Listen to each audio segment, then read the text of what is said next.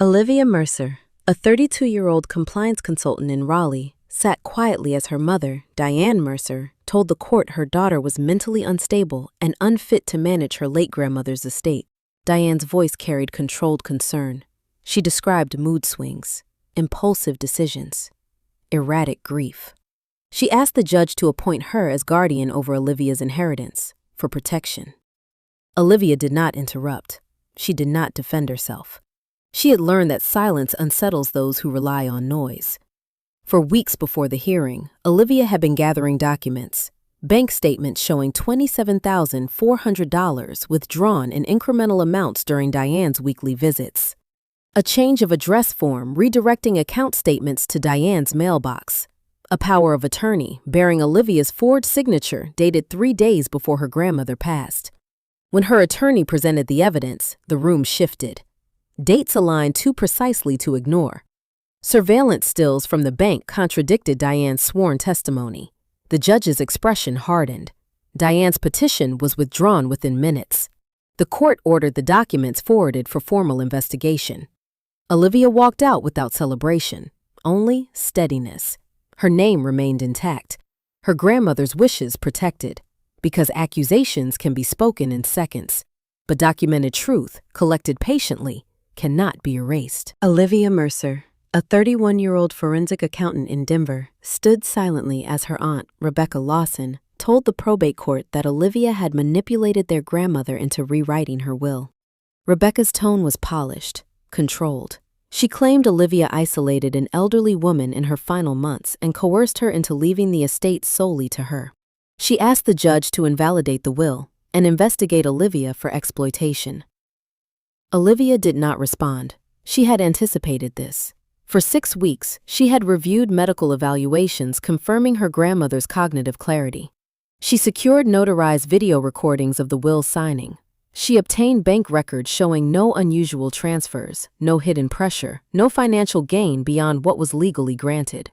Every date aligned, every signature verified. When her attorney submitted the evidence, the courtroom shifted. The judge watched the recorded footage in silence as Olivia's grandmother spoke firmly about her decision. Calm, uninfluenced, certain. Rebecca's confidence faded. The judge dismissed the petition and issued a warning regarding false allegations made under oath. The matter was referred for further review. Olivia left without looking back. Her grandmother's wishes remained intact, her name unbroken.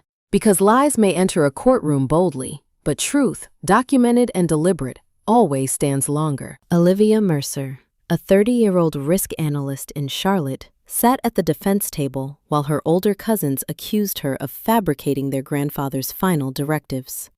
They said she had pressured him, manipulated him, altered documents after his death. Their voices were confident, almost rehearsed.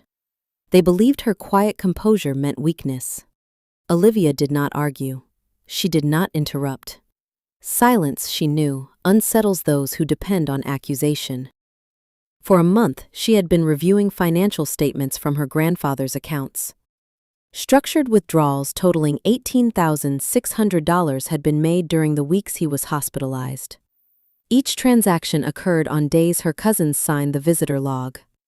She also obtained the original will from the attorney's office, its ink dated, notarized, and recorded long before the timeline they described. And then there was the forged affidavit they submitted, bearing a signature that slanted sharply left, unlike her grandfather's steady rightward hand. When her attorney presented the bank records and handwriting analysis, the courtroom grew still. Dates aligned, signatures contradicted sworn statements. Confidence dissolved.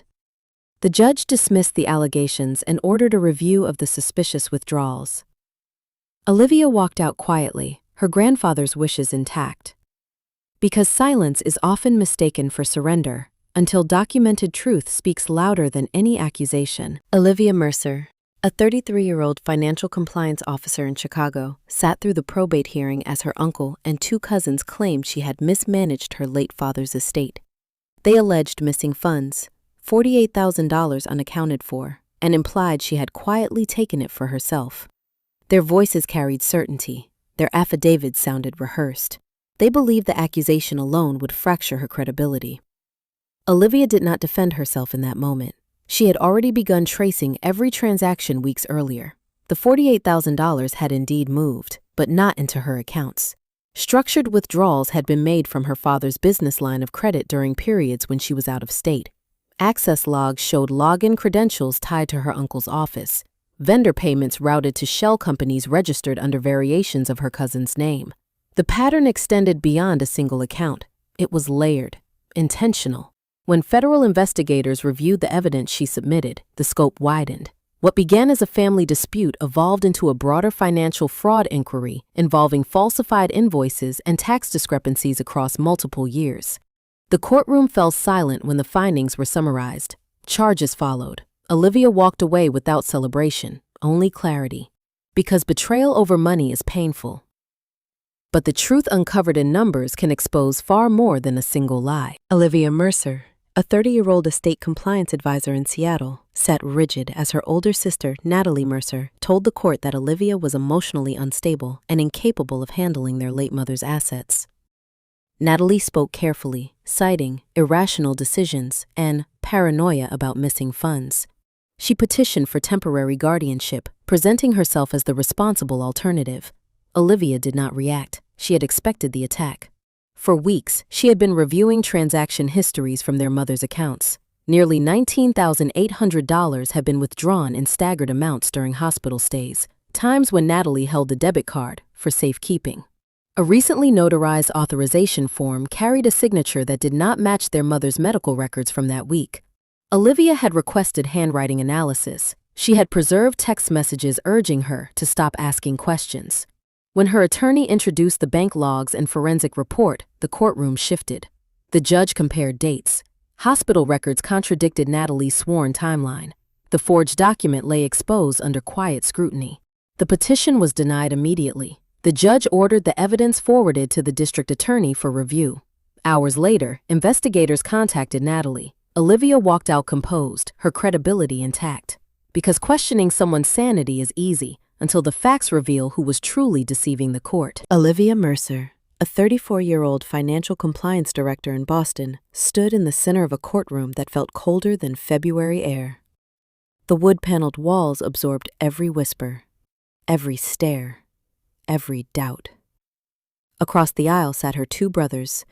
They did not look at her as a sister. They looked at her as an obstacle. Their accusations were methodical, rehearsed.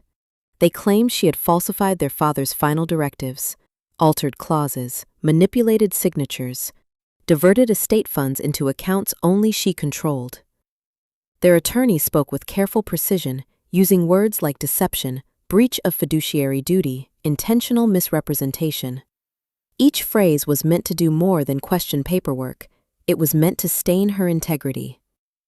They wanted the house overlooking the harbor, the investment accounts, the antique collection. But more than assets, they wanted control of the narrative, to paint Olivia as the calculating daughter who leveraged her financial expertise to secure everything for herself. Olivia did not interrupt. She did not react when her character was dissected in open court. She had prepared for this moment the way she prepared for regulatory audits, thoroughly, unemotionally, relentlessly. For weeks, she had assembled certified copies of the original will. She met personally with her father's estate attorney and obtained time-stamped email correspondence discussing revisions months before his passing. She secured notarization records, witness affidavits, medical evaluations from 2 independent physicians confirming her father's full cognitive clarity on the day he signed. But she had gone further. When her brothers submitted what they claimed was the true final draft, Olivia requested forensic metadata analysis. The digital footprint told its own story. The document properties revealed edits made 3 weeks after their father's death. The revision history traced back not to the law office, but to a personal laptop registered to one of her brothers. She preserved bank records showing no unauthorized transfers. Every transaction was accounted for, every signature authenticated. Every accusation paired with a timestamp, and timestamps do not bend to emotion. When her attorney rose to present the evidence, the shift in the room was subtle, but unmistakable. The certified will was displayed first, then the email chain, then the physician statements. Finally, the digital audit trail appeared on the courtroom screen. The judge adjusted his glasses and leaned forward. Silence spread.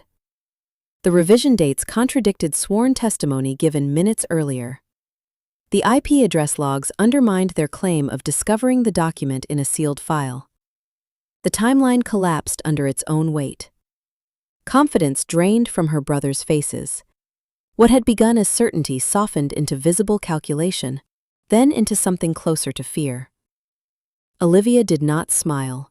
She did not need to. The judge spoke calmly, firmly.